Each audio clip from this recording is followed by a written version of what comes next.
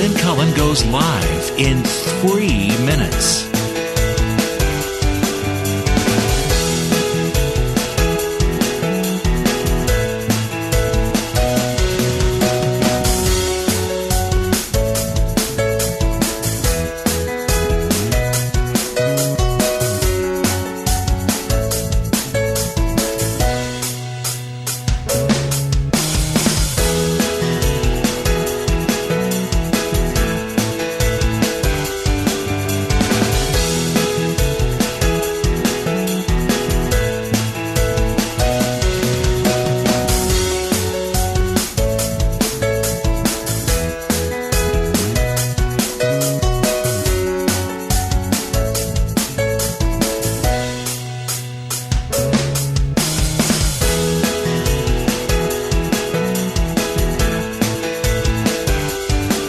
Lynn Cullen goes live in 2 minutes.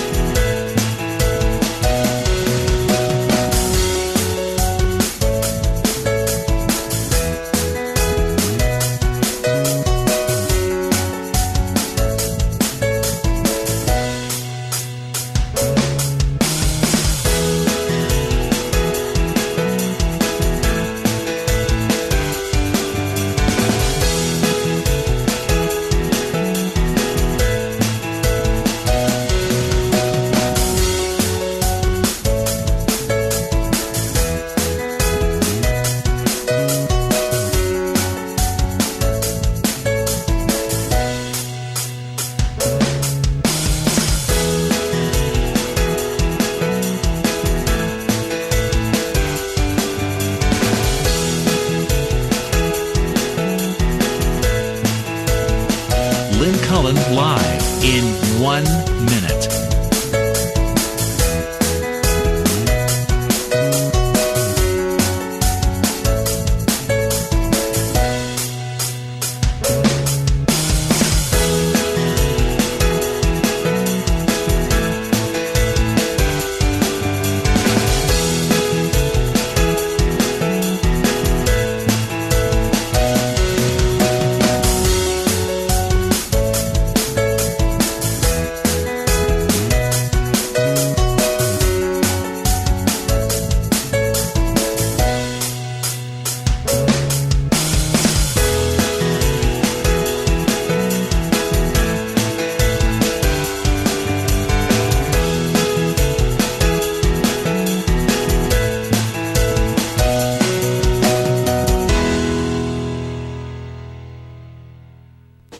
Welcome to Lynn Cullen Live at pghcitypaper.com. Email your questions and comments to Lynn at pghcitypaper.com. Hello, welcome. It's the 29th of July, 2015. We're all a day older. God. All right, good to be alive. Nice sunny day. My Northwoods, Wisconsin blood can't handle this kind of weather. I cannot. I just freak when people say they love this kind of weather. I think, how can you? It's like, I don't know, like you suffocate in it. I really, oh, well, enough. Let's start with an obit. Anne Rule. R-U-L-E. No, I never heard of her. I never either. Anne Rule. Some of you might have. Some of you get into crime. Books about true crime. Because that was her baby. She put out 2 a year for a long time. And generally they said she owned the genre, true crime. And look, if you're born into a family, as she was, in which almost everybody was in law enforcement. Let's see. Let me get her. She had in her family 2 sheriffs, a prosecuting attorney, and a medical examiner. And when she'd go to Michigan in the summers to stay with her grandparents, they actually lived in the building that also had the county jail in it. And her grandmother would make food for the prisoners, and she, as a little girl, would help prepare the meals for the prisoners and then slide the meals through the little slots in the doors. And she said she thought the prisoners were so nice. She really wondered.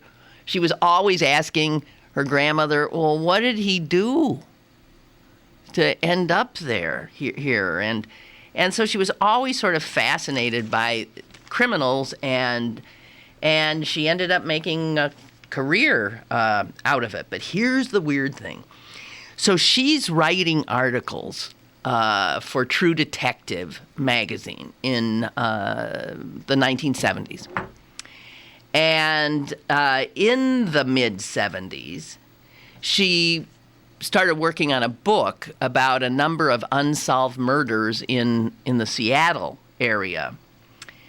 And the police, all of a sudden, in Utah, arrested a guy who they said, we think he's the one who did all these murders in Seattle. She followed news like this, obviously, voraciously. She saw that the guy they arrested was a former law student, and that his name was Theodore Robert Bundy. She recognized more than the name.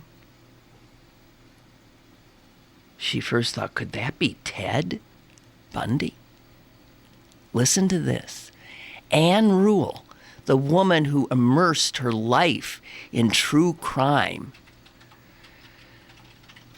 had been a friend of Ted Bundy's, had sat next to him because they both volunteered, get this is how she met him, at a Seattle suicide crisis center, where they both answered the phones if someone wanting to kill themselves called. Can you imagine you want to kill yourself and you call a crisis center and you get Ted Bundy?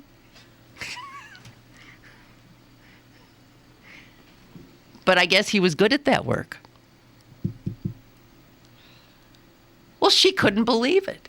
I mean, she's immersed all her life, and then it turns out Ted Bundy? She couldn't believe it. She couldn't get it through her head. This woman who knew criminals' minds could not believe that handsome, charming, wonderful guy she knew was a serial killer. And then, he escaped from jail. He was arrested in Utah. I'm not sure exactly how long they had him, and he managed to get out. And when he escaped, that's what finally made her say, oh, okay, I guess Ted, I didn't quite know who he was. And she then wrote a book. This is what made her famous, really famous. She wrote a book about Ted Bundy called The Stranger Beside Me. And that book is still in publication. I mean, it's she has updated it through the years. In the 2009 edition, she said that he was a sadistic sociopath who took pleasure from another person's pain and the control he had over his victims to the point of death and even after. She thought that writing the book would help her get. It really blew her mind. I mean, she thought, I'm going to get this off my mind. I'll write the book, and I'll be able to, move on. And she said he haunted her, well, till the day she died, which was just the other day. She wrote, I really thought in 1980 when I wrote the book that I could get it all out of my head, that it would be cathartic, and I would never have to think about Ted Bundy again. And yet, he just fascinates people, and he still does. I probably get 2 emails a day still, many of them from women who think they got away from him, who think they encountered him and got away from him. And she says, and some of them, I think they're right. God. So she would write, and the only other thing about Anne Rule, who died at the age of 83, by the way,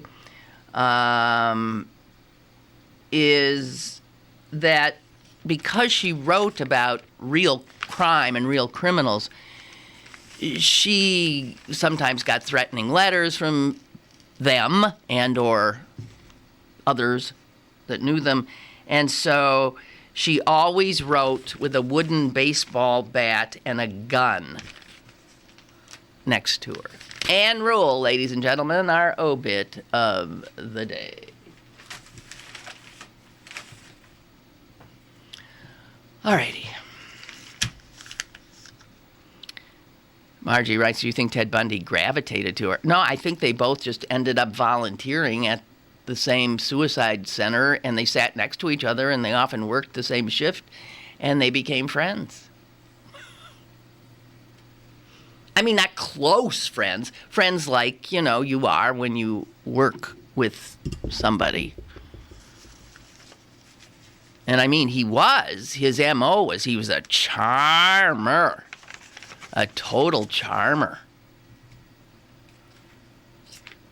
Did you guys ever know? I've done this on shows before. I've asked people if they have ever known a murderer. Celine, you haven't? You're young. Give it time. I do. I know one rather well, and another kinda. Yeah. Wrong, I do. You do know one. Oh, she's thought it out. You do know one. Okay. Not his fault, Yeah, she says, but it wasn't his fault. Okay. Well, that's okay. So it was self-defense or something? Psychosis. Huh? Psychosis. Psychosis. Oh, well, okay. I mean, fault. Okay, all right. So he's mentally ill, but a murderer. Okay, well. Yeah.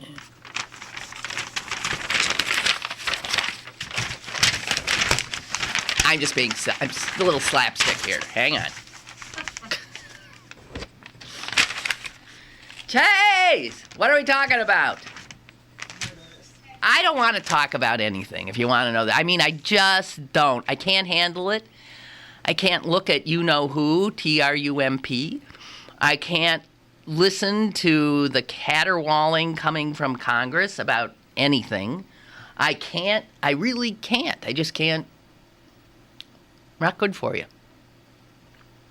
If I want to live anywhere near as long as my mom, I've got to stop immersing myself in this horror. However, let me read something to you. Normally, I would paraphrase this kind of thing, but this is so weird, and I'm so sort of still trying to process it. We have a call. Hello, caller. Hi. Hi. Hi, it's Susie. I know a murderer. I went to school with him. Oh, really? And we were in classes together, and on top of it all, I was a news reporter at his murder trial. Oh, how weird. You went to high school with him, and then you covered him when he went to trial?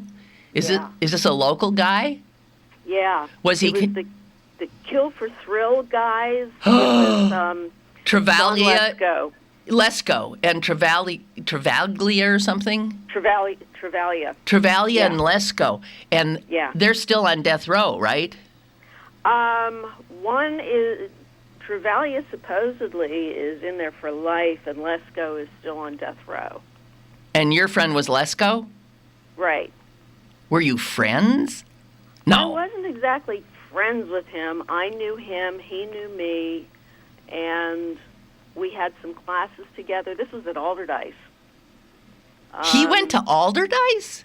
Yeah, he went to Alderdice. He grew up in Lincoln Place. Jeez. It was just really kind of crazy. He was a spooky guy back then.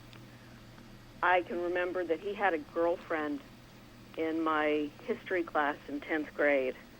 And it was one of those things where, back then, Alderdice was, it was still 7th grade to 12th grade. Okay. The place was built for 2,700 kids, and we had 3,800 kids in Oh, the building. jeez. God. So I was in the first floor annex, and I had to get to the 4th floor main. And me being a tiny little kid, I had to basically run through the crowds to get to my next class on time. Mm-hmm. So I made sure that I sat as close to the door as possible so that I could hit the door and run. And every time I would open that door, that cold stone face was standing right in front of me. And he'd be like, Susie. And I'd have to step around him because he was waiting for his girlfriend. And how did he get out of his last class so that he could be standing right there when the bell rang? Who's going to stop him? knows? Just, ugh. How many people did they kill? They killed a state trooper, right? They killed a state trooper. They killed a guy who was a choir director. They killed a woman who was in a parking garage downtown, the old Gimbel's parking garage. And then there was a 4th person. I can't remember who the 4th person was. But I think the trial was mainly centered around the state trooper. The trooper, right. Sure.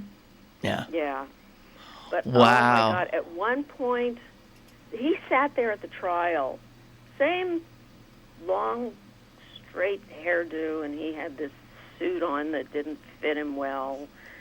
He had a legal pad the entire time, and he was scribbling notes the whole time, leaned over and looked at the pad. And at one point, he sat up very straight and looked down the press box. And I didn't see what was going on at the time with him, but I happened to be looking down the press box, and all the press people kind of started shrinking in their seats, one at a time. And then I looked over at him, and he was bolt straight in his chair, looking down the press box. I'm sitting next to Brenda Waters, and I kept thinking, oh, my God, he could recognize me if he gets out of jail. He knows how to find me. These other people, he could go to the stations, but he could find where I live. Did you shrink or did you meet his gaze? Oh, no, I shrunk. I practically fell to the floor. I wasn't about to meet eyes with him. He was just as creepy in school as I'm sure he was then. But, oh, my God, what a freaky thing that was. Wow. Wow. Hey, thanks for a great call. Okay. All right. Bye. Okay. Bye. Bye. Ooh.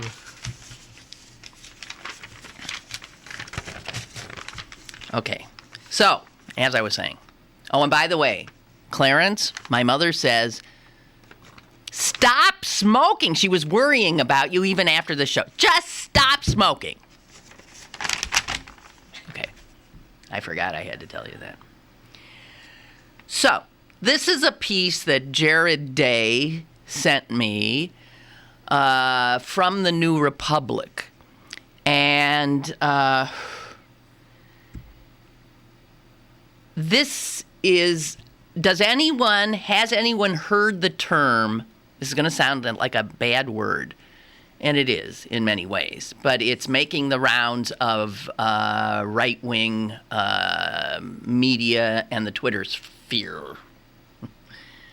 The term is cuckservative. So instead of conservative, cuckservative. Now, it sounds offensive, and in fact, it is an offensive term. The term cuck, yeah, Celine's on it. It comes from the word cuckold, and it has, according to here, it is used as a term in the white supremacist movement, as a term for white conservatives who the supremacists deem not conservative enough and deem them to be race traitors. So in pornography, this is really creepy, this whole thing, because this brings pornography and conservatism together, which I actually find to be a sort of wonderful. In the porn world, cuck, C-U-C-K, is an actual genre of porn. And it is a genre where husbands, usually white, watch their wives have sex with other men, usually black.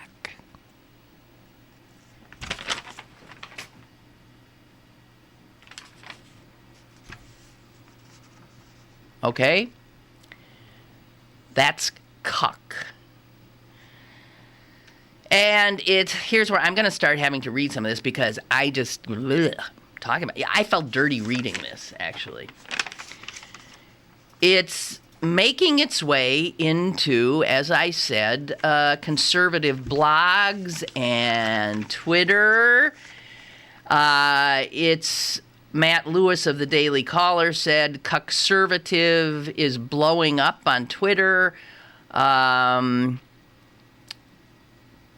he defined it as a conservative who isn't quite racist enough. Eric Erickson, well-known right-wing blogger, has expressed alarm at the spread of this word and is trying to sort of stop it from becoming associated in any way with conservative politics. Now, here is a guy who writes for a supremacist blog. His name is Gregory Hood, and let me just give you a little of his explanation, okay? By the way, the the people like Gregory Hood and these other racists, guess who they like? Guess who their candidate is? Donald Trump. Okay? So Trump they do not see as a cuckservative. Listen to Gregory Hood explain this. Grassroots Republicans who thought they had retaken the government are confused, angry, and powerless. They worked for Republicans in good faith, but get only scorn and contempt in return. They've been deceived, cheated, and exploited. In short, they've been cucked. Cuckservatives, he goes on to say, glory in advocating positions that hurt their supporters. They are like a man who tries to appeal to a woman through acts of submission. So there's this bizarre psychosexual this is a little peek into the white supremacists. Unbelievable. Cuckservatives inspire not desire, but disgust. Each new conservative surrender inspires only further contempt in the hearts of leftists, which of course encourages conservatives to capitulate even more eagerly the next time. He ain't done. There's also the variety of cuckold who gets a thrill from watching another man mount his wife. Such a creature possesses the illusion of control. He can tell himself that he is directing this obscenity and thus in some way remain the dominant figure.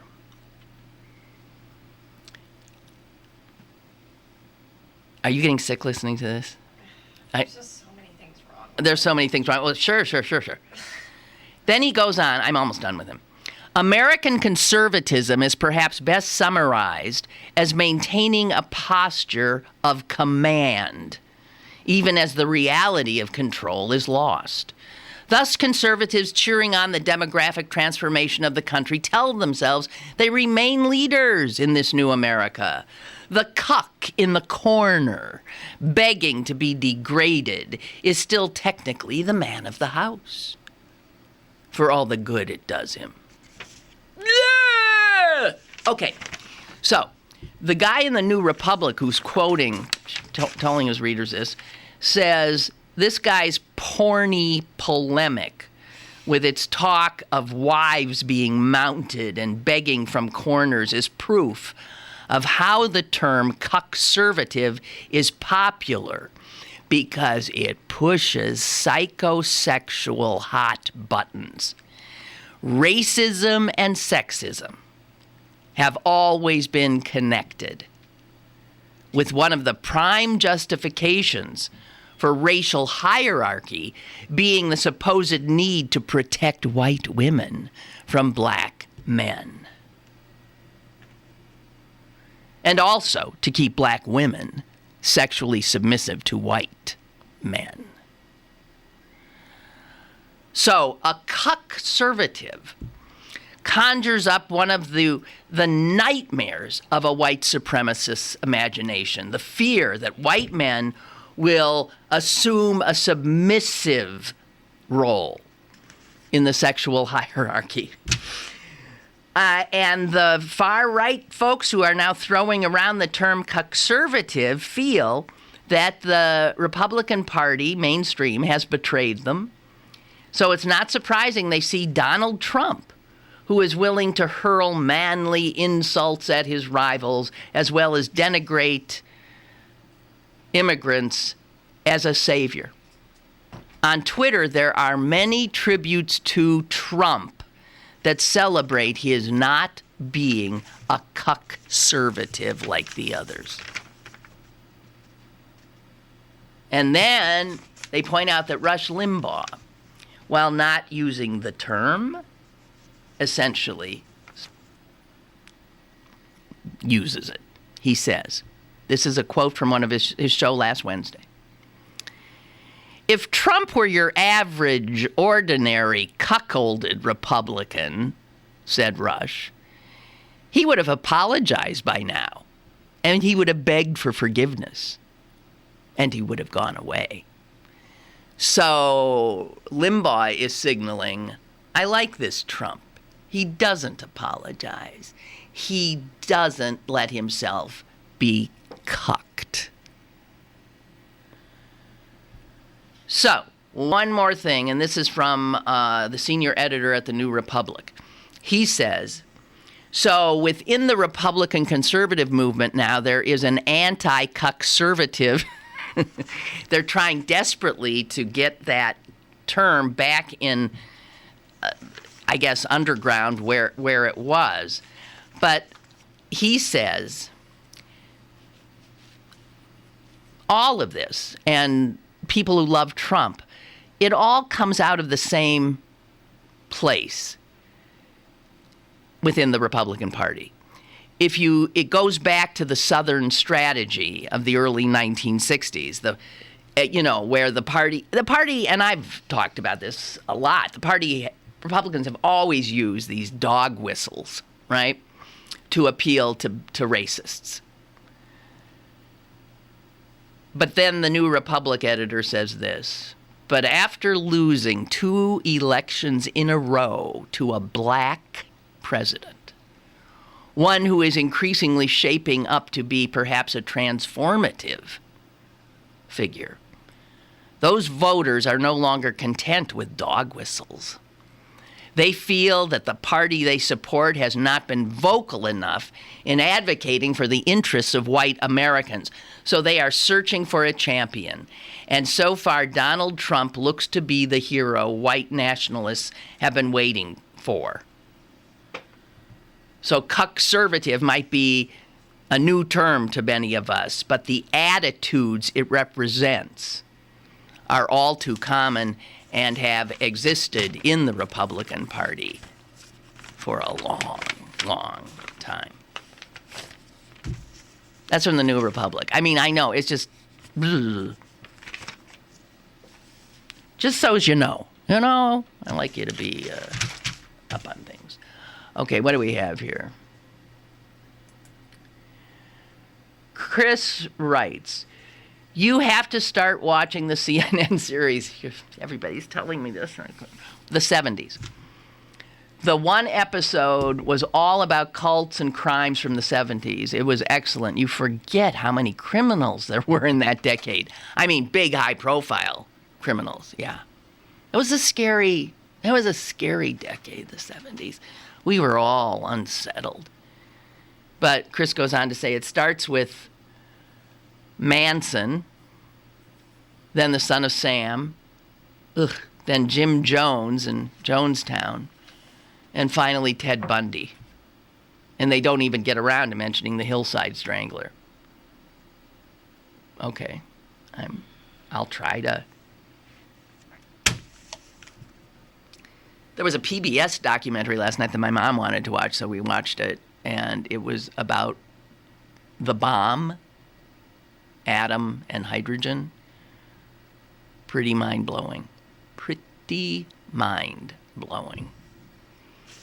And, you know, spun both my mother and me back to talk about terror, to the terror of 1961, where I remember in my middle school class the teacher saying to us, you all will watch the president tonight. He will be speaking. And that's when JFK, I mean, we really thought, I remember saying to my friends, we were sitting on the lawn outside the school, and we thought nuclear war was going to break out in the next 24 hours. We really did. And I remember hotly saying, I don't think it's right that I can't enlist. I wanted to go fight. I just wanted to fight. Go down fighting. It was very real, that terror. If you were around and sentient at the time. And then, thank God, Khrushchev blinked.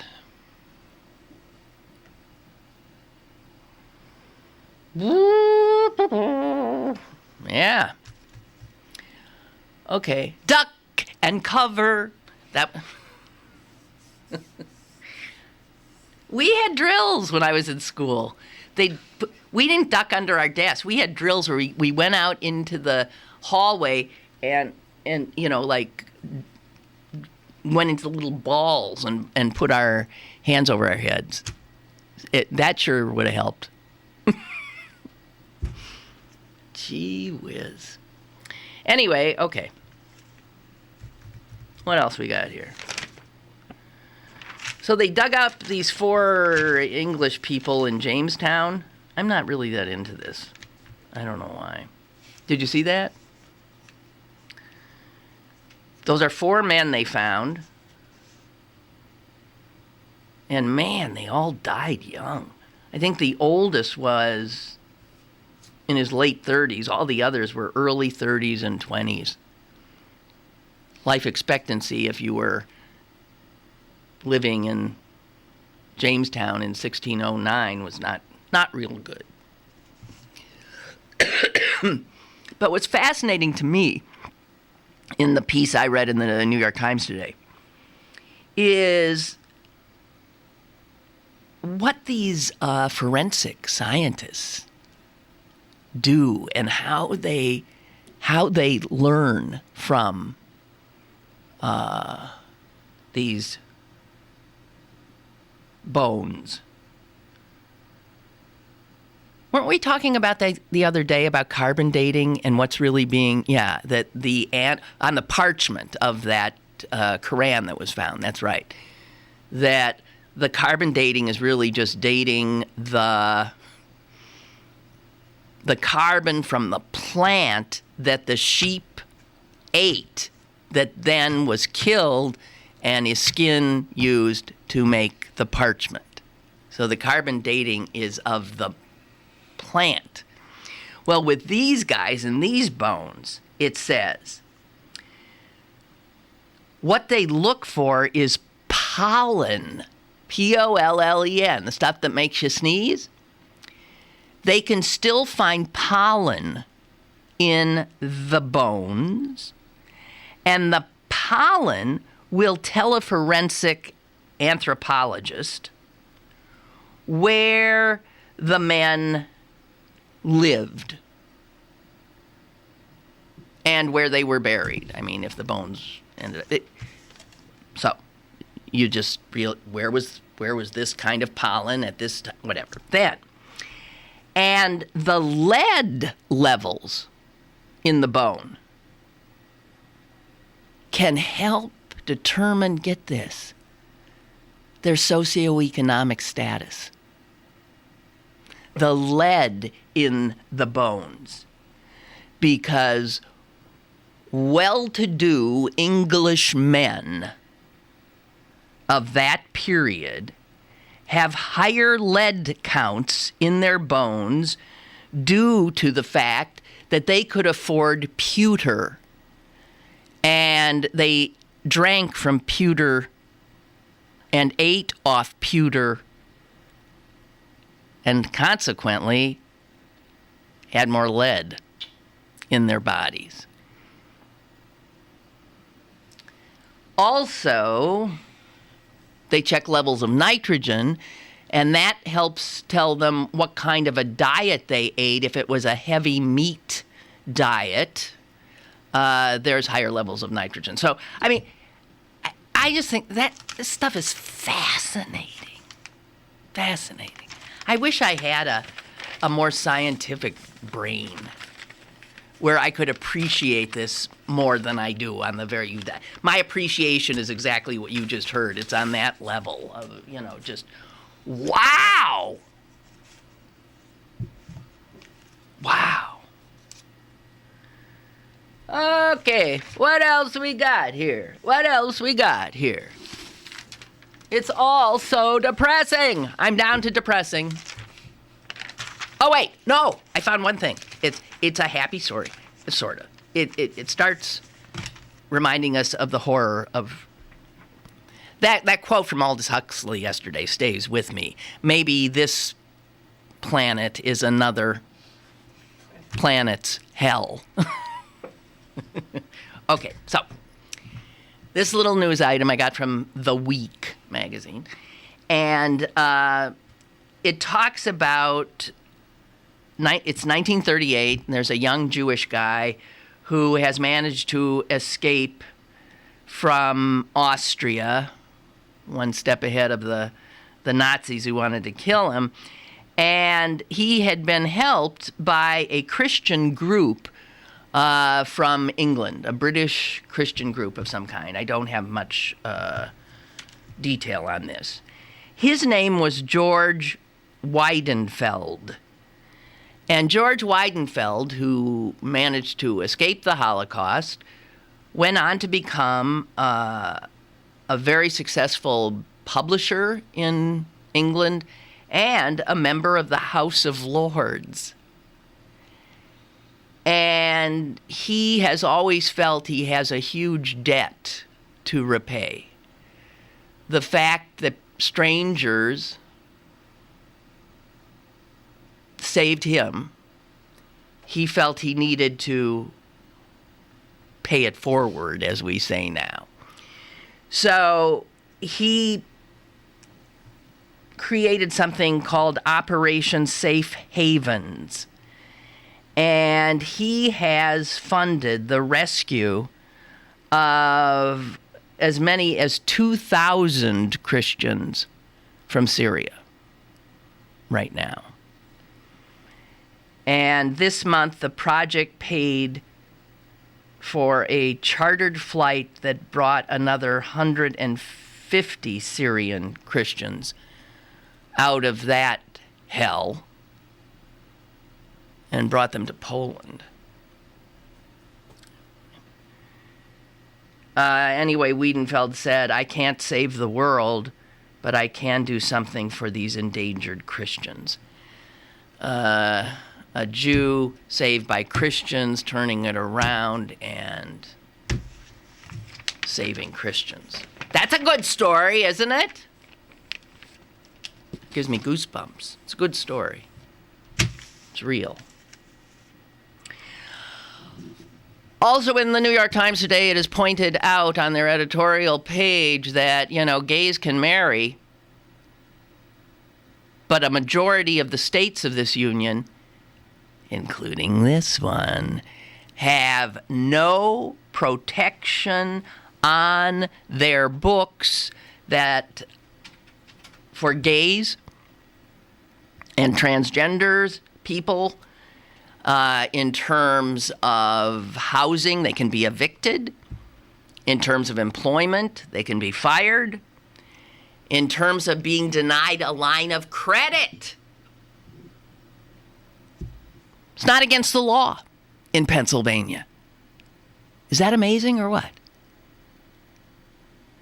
Not against the law to be fired for being gay.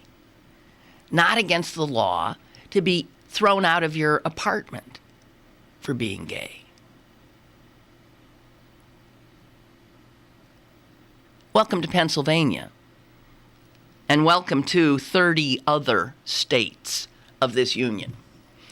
So, the Democrats in Congress have introduced a bill called the Equality Act. I don't know if you've heard about this. The way news operates now, they don't cover things like this. The Equality Act. And what the Equality Act essentially will do is serve as an amendment to the Civil Rights Act of 1964 and, gays, trans, blah. It will add to the racial and gender and all the other things that are explicitly covered in the Civil Rights Act.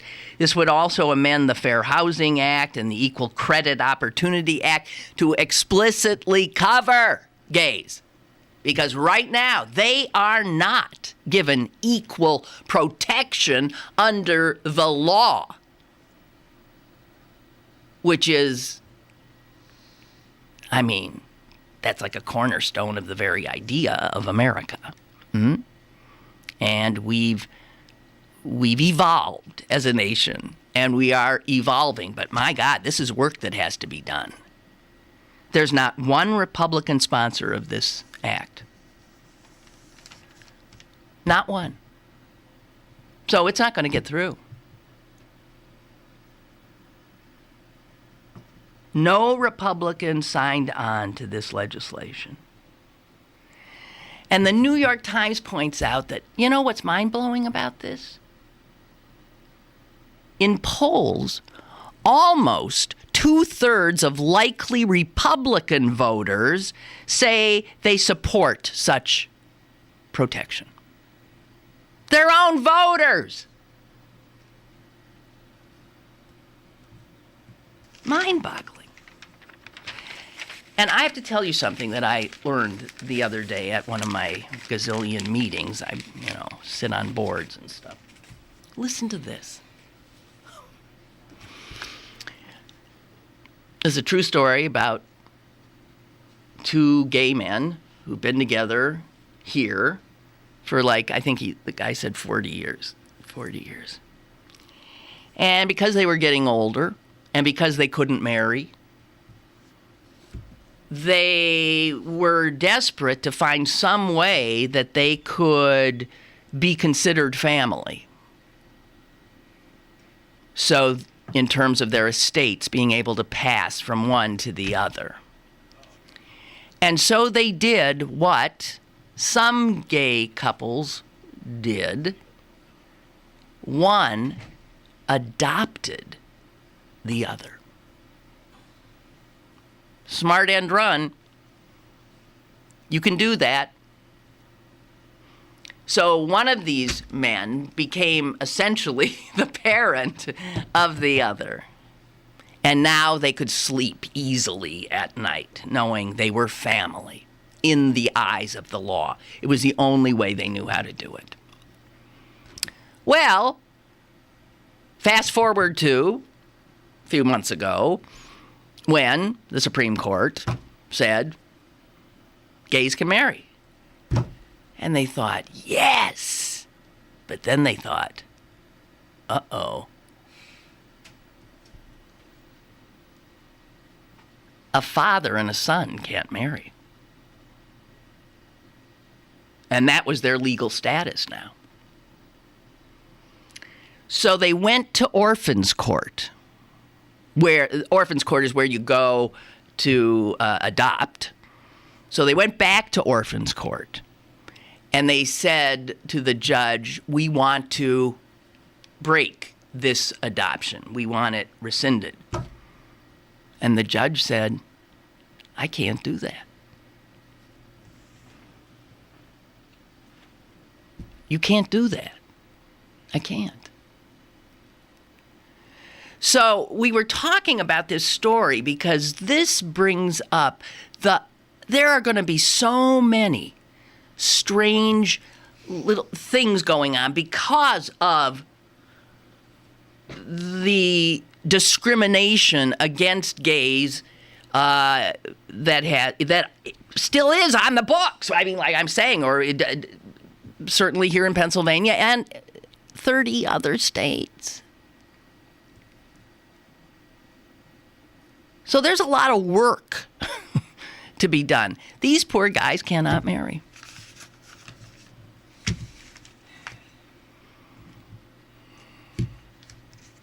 So, although I think somebody at the meeting said, I think there have been other jurisdictions, maybe other states, where a judge has, let people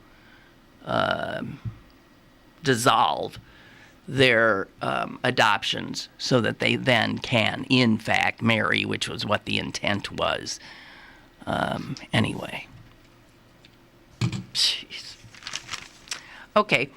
So I am so glad to see that the world is catching up to me in regard to the raising of children. Because everywhere you go now, there's a new book out telling these helicopter parents to back the F off. There really is. You have educators raising alarms that they've never seen so many stressed out, depressed kids unable to handle even the littlest failure.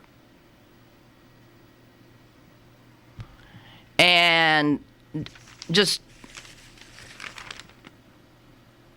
Frank Bruni, in his column today, writes about the fact that these super kids that these helicopter parents are raising, the ones who have never known a moment that wasn't filled with some activity that was organized by somebody else, all the activities with one thought in mind, to build the kind of resume that will get them into one of the Ivy League schools.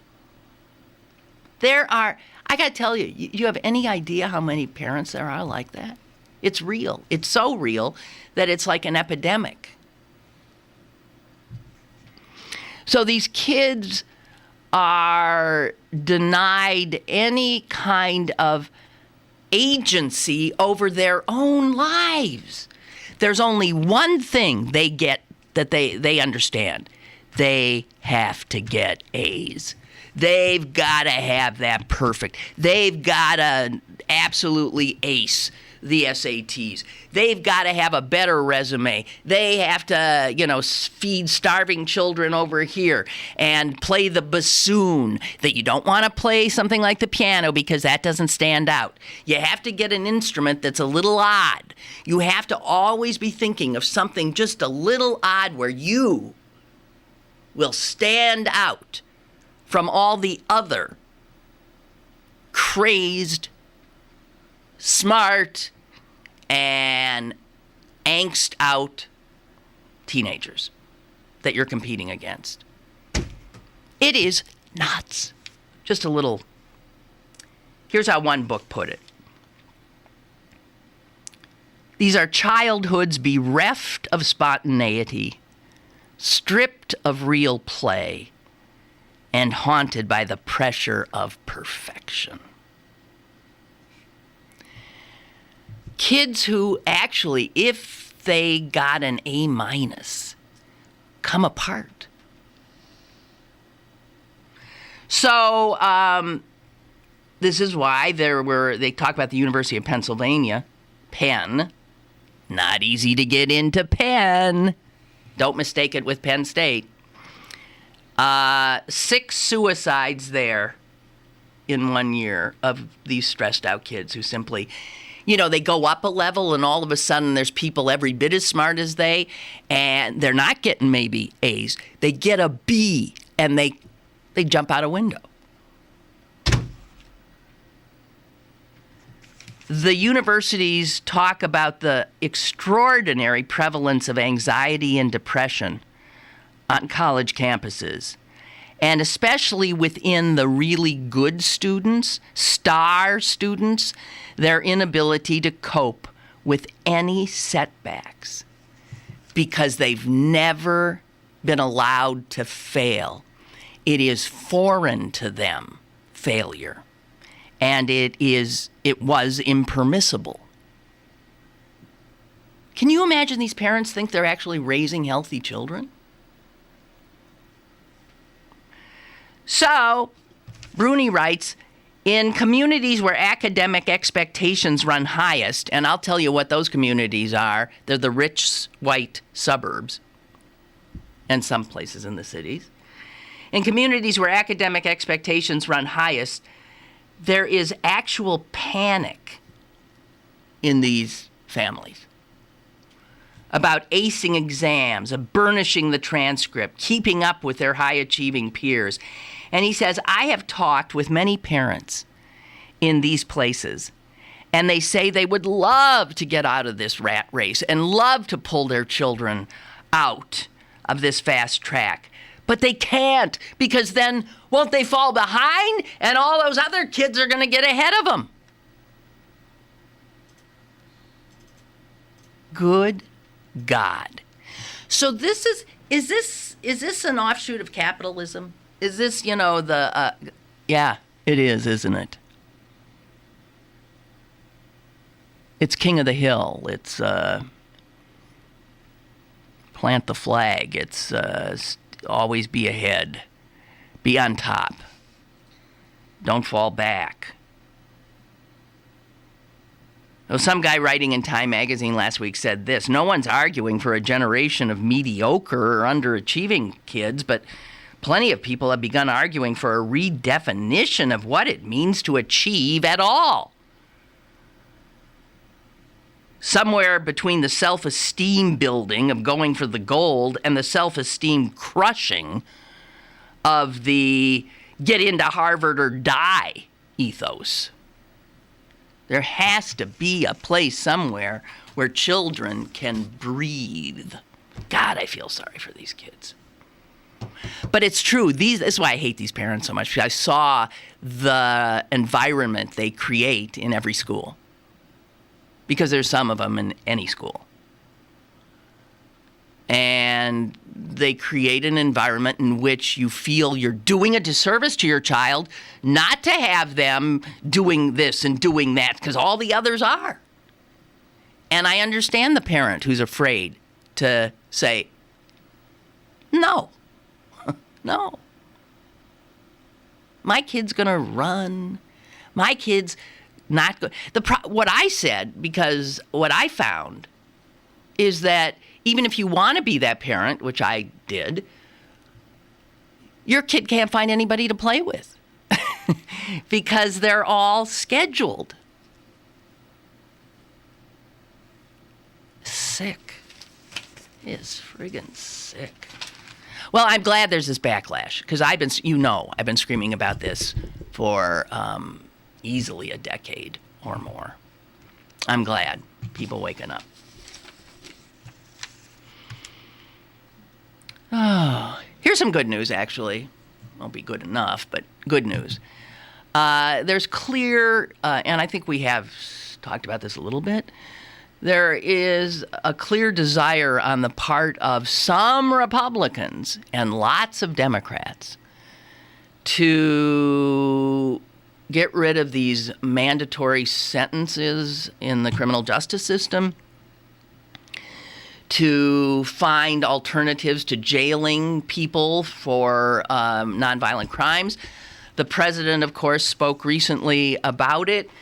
And I know that as a member of the ACLU that this is a huge interest of the ACLUs as well.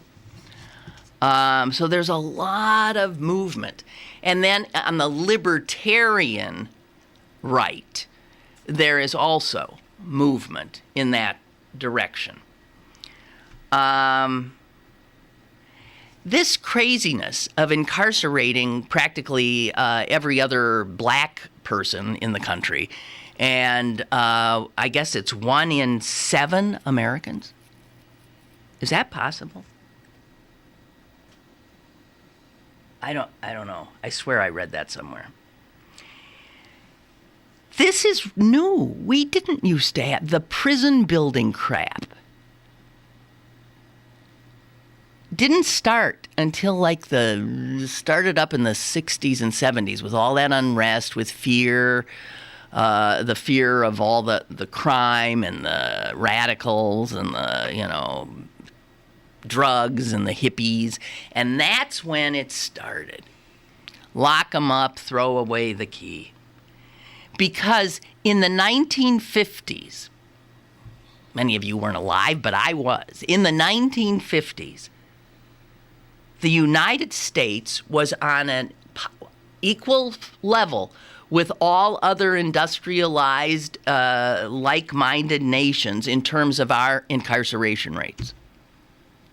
And as you know now, we are off the charts. I mean, there is no other Western industrial society that imprisons people like we do. And so there is thank God. I mean, this is one of the few bipartisan things that is going on right now. And there is hope. I mean, Boehner has not put the kibosh on some bills that have come up. He hasn't, done cartwheels, but he said, okay, I get it. I get it.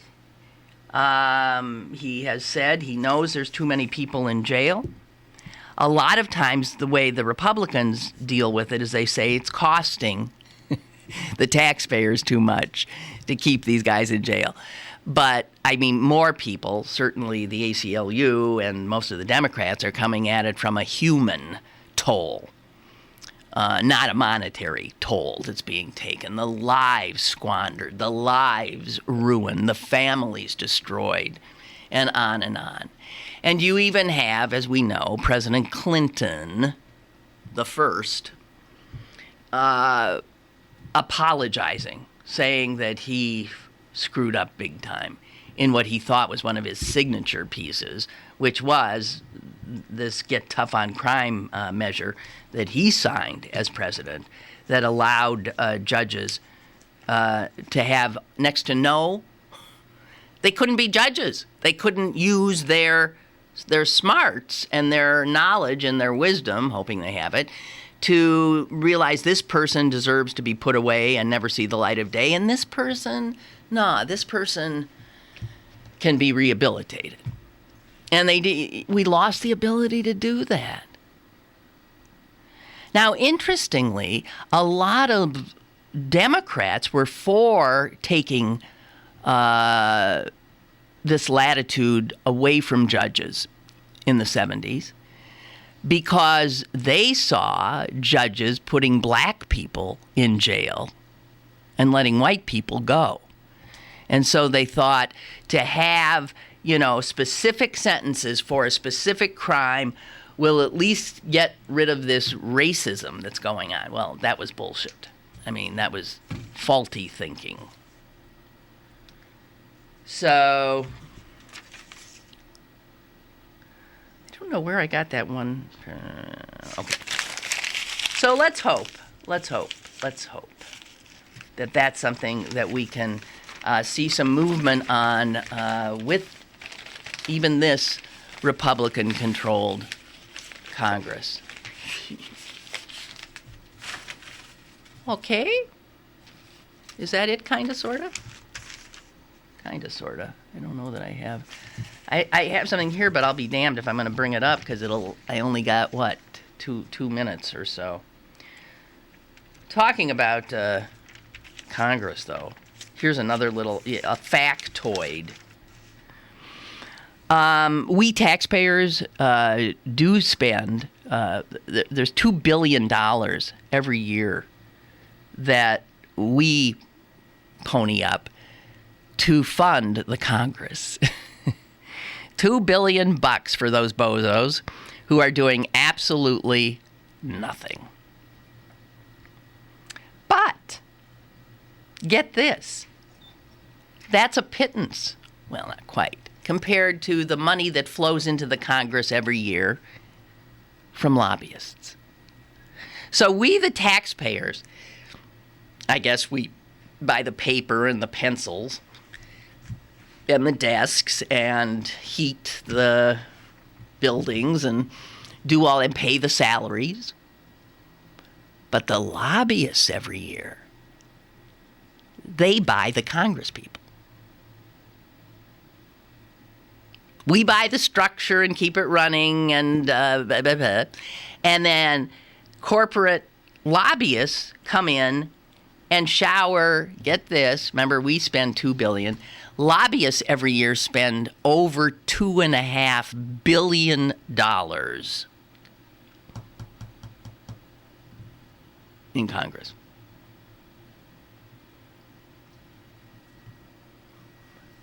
What's wrong with this picture? Jays! Okay. All right. That's it from me. Thank you very much. I'll be back tomorrow, unless something untoward occurs, but I'm not expecting it to. See you, and may I just say, go Bucks.